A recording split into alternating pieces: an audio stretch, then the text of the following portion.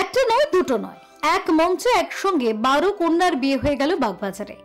শাক, উলু, সানাই বাদ গেল না কোনো কিছুই। সারা বছরের সাধারণ মানুষের জন্য কাজ করে থাকেন 7 নম্বর ওয়ার্ডের পৌর প্রতিনিধি বাপি ঘোষ।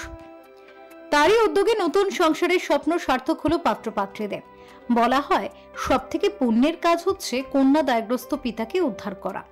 সেই কাজটাই একক প্রচেষ্টায় বছরের পর বছর করে চলেছেন বাপি ঘোষ।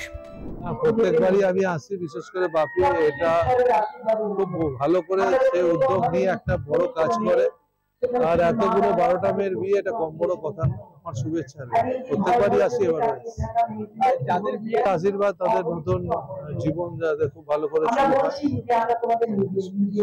24 জনের বিয়ে হচ্ছে, কিন্তু খুব একটা সিস্টেমেটিক ভাবে করছি, একদম প্রকৃত অভিভাবকের মতো। মানে থ্যালাসেমিয়া টেস্ট থেকে শুরু করে বাহক কিনা দেখে নেওয়া, একেবারে রেজিস্ট্রি পর্যন্ত, তারপর এত সুন্দর আয়োজন। এটা সামাজিক কাজ।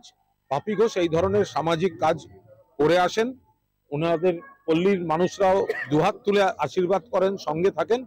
ফলে আমরা আন্তরিক শুভেচ্ছা জানাচ্ছি এবং এই জিনিস চলতে থাকুক, সমাজের উপকার। বিয়ে ছিল, সে সঙ্গে খাওয়া দাওয়ার বিপুল আয়োজনও। 12 কন্যার বিবাহ অনুষ্ঠানে এবারে প্রত্যেকের জন্য ছিল নতুন সংসার পাতার প্রয়োজনীয় সব সামগ্রী। শুধু তাই নয়, বাপি ঘোষ প্রত্যেকের জন্য গয়নারও ব্যবস্থা করেছিলেন। আবশ্যিকভাবে অত্যন্ত দায়িত্বপূর্ণ কাজ এবং সবাইকে কমিউনিটি চলাটা প্রধান ভূমিকা। বিয়ে দিয়ে ছেড়ে দেওয়া হচ্ছে, খোঁজ ভালো আছে।